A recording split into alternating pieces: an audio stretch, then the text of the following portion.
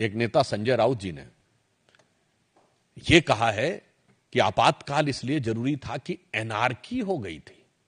मैं पूछना चाहता हूं इंडी गठबंधन के लोगों से कि जयप्रकाश नारायण के नेतृत्व में हो रहा वह पवित्र जेपी आंदोलन एनार्की था? मैं लालू प्रसाद यादव जी से पूछना चाहता हूं, अखिलेश यादव जी से पूछना चाहता हूं कि आपके पिताजी मुलायम सिंह यादव जी एनार्की के हिस्से थे?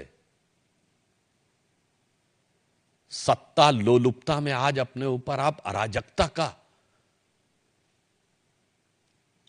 स्टैंप भी लगाने को तैयार हो गए। और अब मैं बताना चाहता हूं कि वो एनार्की क्या थी, ये इमरजेंसी लगी क्यों थी। भारत के इतिहास में एक ही उदाहरण है जब किसी प्रधानमंत्री को चुनावी धांधली और चुनाव में भ्रष्टाचार का दोषी पाया गया। श्रीमती इंदिरा गांधी को इलाहाबाद उच्च न्यायालय के द्वारा, यह आरोप नहीं था, न्यायालय के द्वारा दोषी पाया गया और इस कारण से उनकी सदस्यता समाप्त कर दी गई। वो सुप्रीम कोर्ट गई, सुप्रीम कोर्ट ने कहा कि सदस्यता तो रहेगी परंतु आपकी सांसद के रूप में कोई काम नहीं कर सकती, 6 साल लड़ने प्रतिबंध था, आप सदन की कार्रवाई में भाग नहीं ले सकती, वोटिंग नहीं कर सकती। तब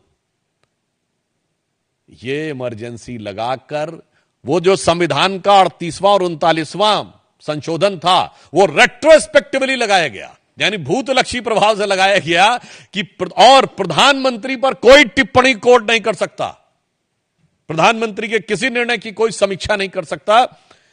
इसलिए संविधान की उस घनघोर और दुर्दांत हत्या की स्मृति के लिए यह आवश्यक है। और यह क्यों हुआ यह भी मैं बता देता हूं। ऐसा नहीं कि सब कुछ सिर्फ 1975 में हुआ, उससे पहले। और मैं एक और आज एक गंभीर सवाल करना चाहता हूं।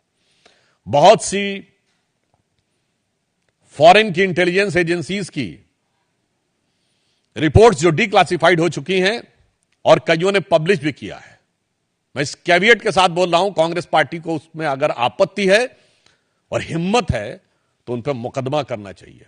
नित्रोकिन्स archive KGB and the world part 2 जिसमें भारत का उल्लेख है, उसमें तो क्या क्या वर्णन है कि इमरजेंसी के दौरान विदेश की शक्तियां किस ढंग से भारत की सत्ता को संचालित कर रही थीं, कहां कहां तक हस्तक्षेप कर रही थीं। क्यों नहीं तक कांग्रेस ने आज तक उन पर मुकदमा किया या आपत्ति की? तो मैं आज पूछना चाहता हूं कि आज ये जो बहुरूपिया स्वांग बनाकर आए हुए हैं, संदेह उत्पन्न होता है कि आज कौन सी शक्तियां संचालित कर रही हैं। क्योंकि यह चुनाव भारत के इतिहास का पहला चुनाव था जब किसी विदेश में बैठे हुए धन कुबेर ने बाकायदा बयान दिया था प्लेज करते हुए कि मैंने $1 बिलियन रखा हुआ है मोदी जी को सत्ता से बाहर करने के लिए। तो मैं इसलिए कह रहा हूं इमरजेंसी के समय में भी, और मैं कई किताबें गिना सकता हूं, पर मैंने एक का नाम इसलिए लिया है कि इनको हिम्मत हो तो इनके उस पर जाकर प्रतिवाद करना चाहिए, जिसने कहा था कि उस समय किस सीमा तक सरकार पर शिकंजा था विदेशी शक्तियों का। अब उल्लेखनीय बात यह है कि आज वो सारे लोग जिनका खुद का के ऊपर जुल्म हुआ था, वो जुल्म करने वाले के साथ सरकार ने जब से संविधान हत्या दिवस मनाने का निर्णय लिया है, तो संविधान की रक्षा का स्वांग रचने वाले बहुरूपियों के हृदय में बड़ी वेदना शुरू हो गई है।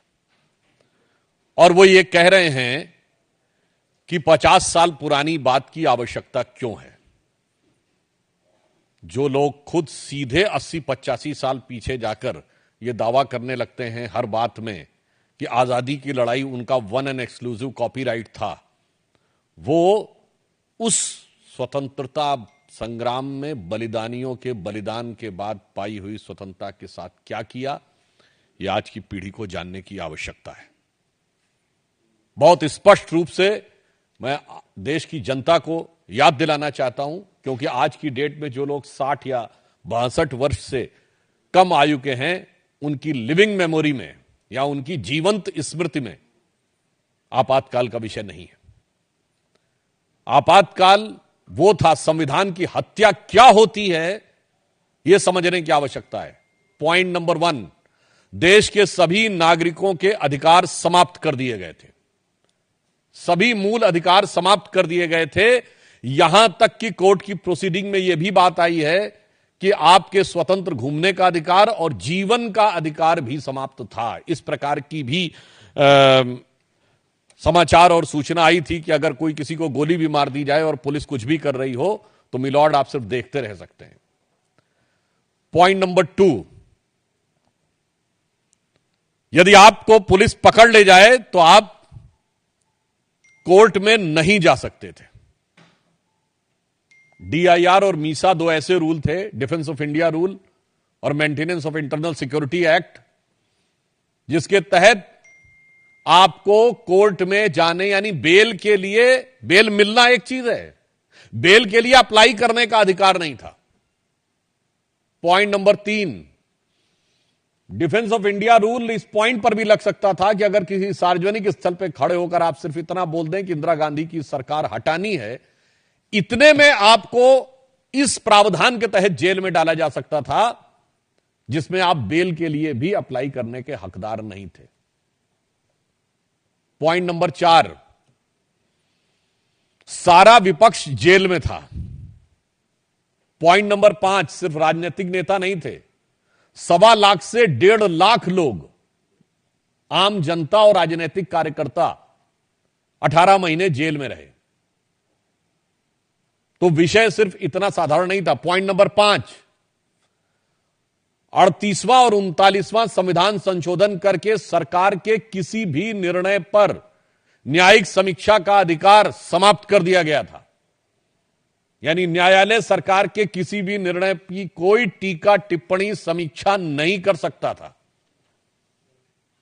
और पॉइंट नंबर 6, संविधान की प्रस्तावना, जिसे बाबा साहब अंबेडकर ने संविधान की उद्देशिका, प्रीएम्बल ऑफ द कॉन्स्टिट्यूशन, जिसे संविधान की आत्मा कहा था, उस संविधान की आत्मा को बदल दिया गया था। उसमें सेकुलर और सोशलिस्ट वर्ड डाल दिया गया था, तब जब विपक्ष पूरा जेल में था।